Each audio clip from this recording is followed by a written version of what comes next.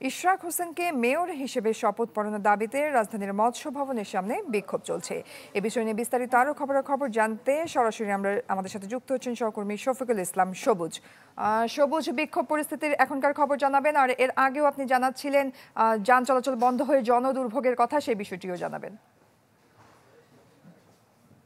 জনদুর্ভোগ কিন্তু আসলে সীমা ছাড়িয়ে গেছে।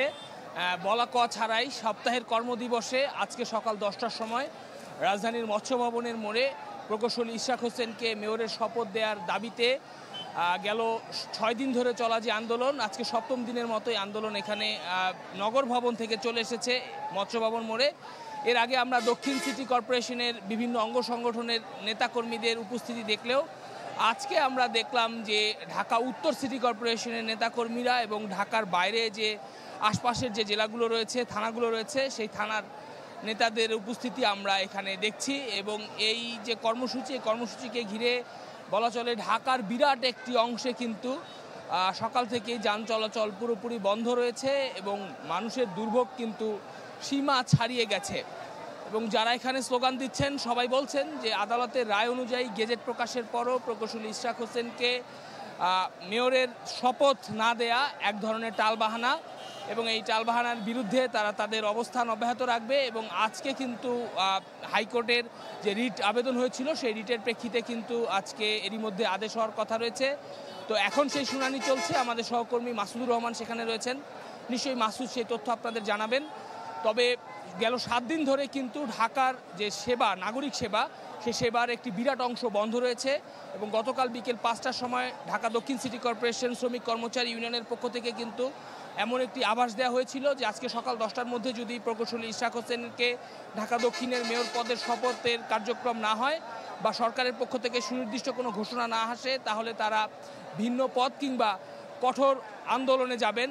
এবং সেই কর্মসূচি তারা কিন্তু এখনও নগর ভবনের সামনে রয়েছেন। আর এই অঞ্চলে অর্থাৎ একটু উত্তরের দিকে হাইকোর্টের কোনায় বা প্রাঙ্গণে মৎস্য ভবনের সামনে এখানে বিএনপির নেতাকর্মীরা অবস্থান নিয়েছেন এবং তারা স্লোগানে তাদের যে দাবি, সেই গেল 6 দিন ধরে জানাচ্ছেন, সেই দাবি জানাচ্ছেন যে ইশরাক হোসেনকে মেয়র পদে শপথ দেওয়ার বিষয়ে। ব্যানার ফেস্টুনের মাধ্যমেও কিন্তু তারা স্থানীয় সরকার উপদেষ্টা আসিফ মাহমুদ সজীব ভুইয়া এবং আইন উপদেষ্টা আসিফ নজরুলের পদত্যাগের দাবি তারা করছেন। এবং মৎস্য ভবন থেকে কিন্তু এই যে অবরোধ কর্মসূচি, বিএনপির নেতাকর্মীদের অবস্থান কর্মসূচি, তা কিন্তু চলে গেছে উত্তরে যমুনার পর্যন্ত। অর্থাৎ যমুনার যে রাস্তাটি সুরক্ষিত রাস্তা হিসেবে বিবেচিত, কেপিআইভুক্ত সড়ক, সেই সড়কও কিন্তু এখন বলা চলে আন্দোলনকারীদের বা বিএনপির নেতাকর্মীদের দখলে রয়েছে। তো সব মিলে হচ্ছে এখানকার অবস্থা। এখানে যারা রয়েছেন তারা উচ্চ আদালতের যে রায়, সেই রায়ের অপেক্ষায় রয়েছেন এবং তারা বলছেন যদি আদালত প্রকৌশলী ইশরাক হোসেনের বিপক্ষে কোনো রায় দেন বা রায় আসে, তাহলে তারা রাজপথ ছাড়বেন না। নেতাকর্মীরা কিন্তু এমন আভাসই এখান থেকে দিচ্ছেন। সবুজ, ধন্যবাদ আপনাকে।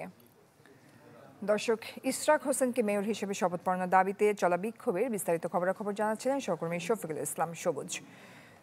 অন্তর্বর্তী সরকারের 2 উপদেষ্টা আসিফ মাহমুদ ও মাহফুজ আলমকে পদত্যাগের আহ্বান জানিয়েছেন বিএনপি নেতা ইশরাক হোসেন। ফেসবুক স্ট্যাটাসে তিনি দাবি করেন আসিফ ও মাহফুজ রাজনৈতিক দলের সাথে সম্পৃক্ত আছেন, হয়তো আগামীতে সরাসরি যুক্ত হয়ে নির্বাচন করবেন তারা। তাই রাজনৈতিক বিতর্কের অবসান ঘটাতে দুজনের পদত্যাগ করা উচিত। আর মেয়র হিসেবে শপথ পড়ানোর আন্দোলন প্রসঙ্গে দাবি করেন আসিফ ও মাহফুজকে যে ভুল পথে পরিচালিত করা হচ্ছে সেটা জনগণকে বোঝানো দেশের জন্য প্রয়োজন ছিল। অভিযোগ করেন বন্দোবস্ত আগেরটাই অনুসরণ হচ্ছে।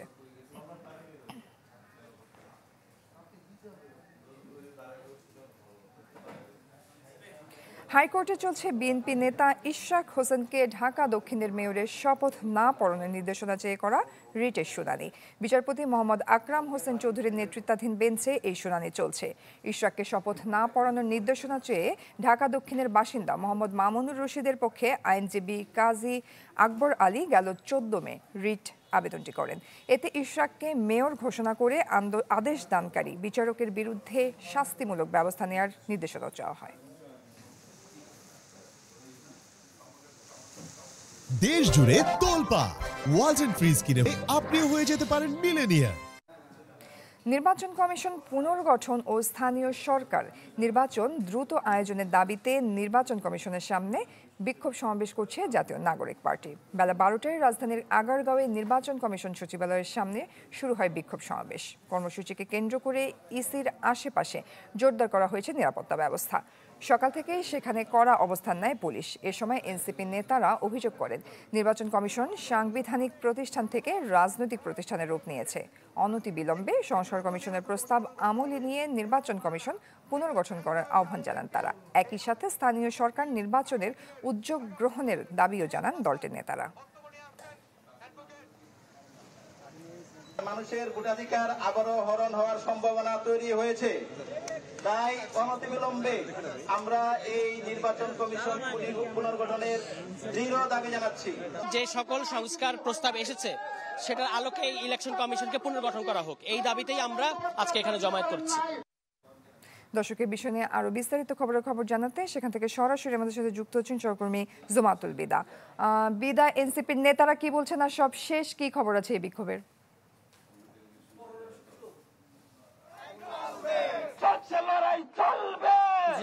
নির্বাচন কমিশনের প্রতি এই জাতীয় নাগরিক পার্টি যে অনাস্থার বিষয়টি, সেটি কিন্তু তারা ঐকমত্য কমিশনের সাথে আলোচনার সময়কালেই বলে আসছিল এবং বিভিন্ন সময় তারা তাদের মন্তব্যে সেটি তুলে ধরেছেন এবং সেই অনাস্থার যে শুরুটি এবং এখনকার যে অবস্থা সেটিও তারা তুলে ধরেছেন। আজকে ঠিক বেলা 12টায় যখন এই বিক্ষোভ সমাবেশ শুরু হয়, তার পর বিভিন্ন থানা পর্যায়ে যেই সহযোগী সংগঠনগুলো রয়েছে, এই জাতীয় নাগরিক পার্টি শ্রমিক উইং থেকে শুরু করে যুব উইং, তার নেতাকর্মীরাও আসছেন এবং তারা নানা ধরনের স্লোগান দিচ্ছেন এবং তারা বারবার আসলে যেই বলার চেষ্টা করছেন যে স্থানীয় সরকার নির্বাচনটা দ্রুততার সাথে তারা চান এবং একই সাথে নির্বাচন কমিশন পুনর্গঠনের আহ্বান তারা জানিয়েছেন। বিভিন্ন ধরনের পক্ষপাতমূলক আচরণের অভিযোগ তারা করেছেন এবং বিভিন্ন সময় এই যেই নিয়োগ প্রক্রিয়া রয়েছে নির্বাচন কমিশনের, সেই নিয়োগ প্রক্রিয়া নিয়ে দ্বিমত ছিল রাজনৈতিক দলগুলোর, সেই বিষয়টি তারা উল্লেখ করেছেন এবং বলছেন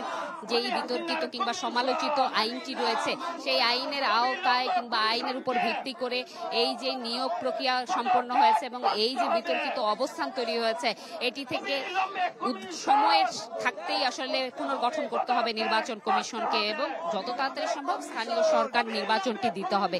একই সাথে অন্যান্য রাজনৈতিক দলের যারা সিনিয়র নেতারা রয়েছেন তাদের বিভিন্ন বক্তব্যের কথা তারা তুলে ধরেছেন, যে বক্তব্যটি আসলে তারা বলছেন যে একজন রাজনৈতিক নেতার কাছ থেকে এ ধরনের বক্তব্য আশা করা যায় না, কিংবা যিনি করেছেন তার কঠোর সমালোচনা করে তারা বলেছেন যে নিজেদেরকে আসলে আরেকবার সাজিয়ে এবং পুনর্গঠনের বিষয়টি তারা তুলে ধরেছেন এবং তারা জানিয়েছেন তাদের এই যে বিক্ষোভ সমাবেশ এটি চলবে এবং জনগণের স্বার্থে, দেশের স্বার্থে, সুষ্ঠু নির্বাচনের স্বার্থে তারা চায় যে এই নির্বাচন কমিশনের সংস্কার যে প্রস্তাবনা রয়েছে এগুলোকে আমলে নিয়ে পুনর্গঠন করা হোক। এ ছিল জয়ী আমার কাছে এখান থেকে সর্বশেষ। বিদা, ধন্যবাদ আপনাকে। নির্বাচন কমিশন সচিবালয়ের সামনে থেকে আমাদের সাথে যুক্ত হয়েছিলেন সহকর্মী জুমাতুল বিদা। পরবর্তী সংবাদ, বিএনপির ভারপ্রাপ্ত চেয়ারম্যান তারেক রহমানের স্ত্রী ডক্টর জুবাইদা রহমানের 3 বছরের কারাদণ্ডের রায়ের বিরুদ্ধে দায়ের করা আপিলের শুনানি কাল। বিচারপতি মোহাম্মদ খসরুজ্জামানের হাইকোর্ট বেঞ্চ শুনানির এই দিন ঠিক করেন। এর আগে 13 মে আপিল দায়েরের 587 দিনের বিলম্ব মার্জনা করেন হাইকোর্ট। পরদিন আপিল শুনানির জন্য গ্রহণ করেন হাইকোর্ট। জামিন দেওয়া হয় ডক্টর জুবাইদা রহমানকে, যদিও নির্বাহী আদেশে তার সাজা 1 বছরের জন্য স্থগিত আছে। সম্পদের তথ্য গোপন ও জ্ঞাত আয় বহির্ভূত সম্পদ অর্জনের অভিযোগে 2007 সালের 26 সেপ্টেম্বর তারেক রহমান, জুবাইদা রহমান ও তার মা সৈয়দা ইকবাল মান্দ বানুর বিরুদ্ধে রাজধানীর কাফরুল থানায় মামলা করে দুদক। এই মামলার বিচার শেষে 2023 সালের 2 আগস্ট জ্ঞাত আয় বহির্ভূত সম্পদ অর্জনের অভিযোগে তারেক রহমানকে 2 ধারায় মোট 9 বছর এবং তার স্ত্রী ডাক্তার জুবাইদা রহমানকে 3 বছরের কারাদণ্ড দেন ঢাকা মহানগরের জ্যেষ্ঠ বিশেষ জজ আদালতের তৎকালীন বিচারক মোহাম্মদ আসাদুজ্জামান। চলতি মাসের 28 তারিখের মধ্যে শ্রমিকদের পাওনা পরিশোধ করতে হবে, নইলে যেসব মালিকের বিরুদ্ধে মামলা আছে তারা গ্রেপ্তার হবেন। সচিবালয়ে সংবাদ সম্মেলনে এমন হুঁশিয়ারি দিয়েছেন নৌপরিবহন উপদেষ্টা ব্রিগেডিয়ার জেনারেল অবসরপ্রাপ্ত ডক্টর এম শাখাওয়াত হোসেন। তিনি জানান, শ্রমিকদের বেতন না দেয়ায় 5 জন মালিকের বিরুদ্ধে শ্রম আদালতে মামলা হয়েছে, আরও অনেকের বিরুদ্ধে হবে। এছাড়া নৌপথে ঈদ যাত্রা নিয়ে উপদেষ্টা জানান, ঈদের 3 দিন আগে থেকে পরে 7 দিন বাল্কহেড চলবে না। রাতে স্পিডবোট চলাচলও নিষিদ্ধ থাকবে। নিরাপত্তায় থাকবে নৌ পুলিশ ও কোস্টগার্ড।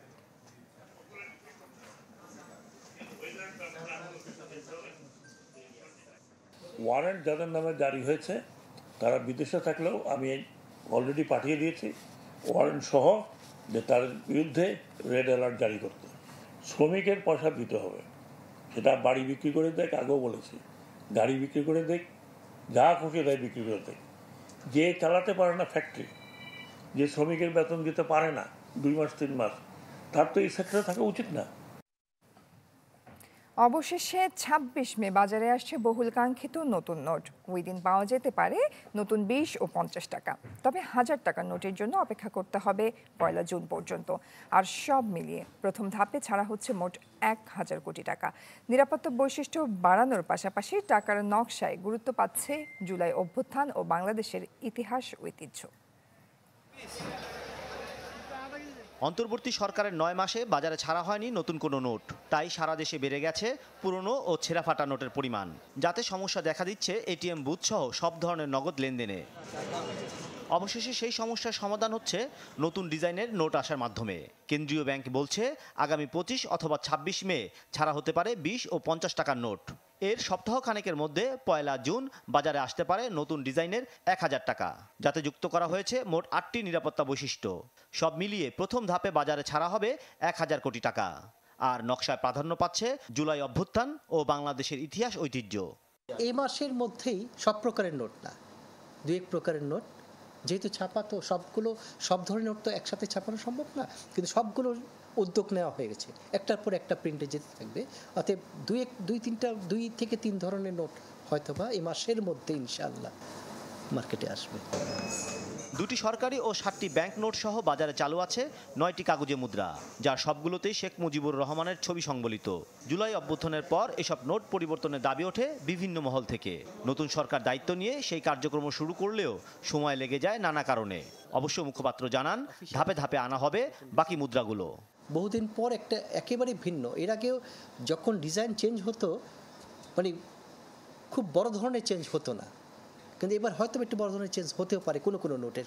সরকার একই সময়ে সকল প্রকার নোট 2 টাকা থেকে 1000 টাকা পর্যন্ত 9 প্রকারের নোটই নতুন ডিজাইনের ছাড়ার উদ্যোগ নিয়েছে। বর্তমানে বাজারে থাকা মুদ্রার পরিমাণ প্রায় 1,52,000 কোটি টাকা, তবে ছাপানো অবস্থায় আছে আরও দ্বিগুণের উপরে। নিরাপত্তা কিছুটা কমে যাওয়ার কোনো কারণ নেই। মাসুম মিয়া, চ্যানেল 24, ঢাকা। সংবাদের এই পর্যায়ে একটি বিরতি নিচ্ছি, ফিরছি একটু পর, সাথে থাকুন।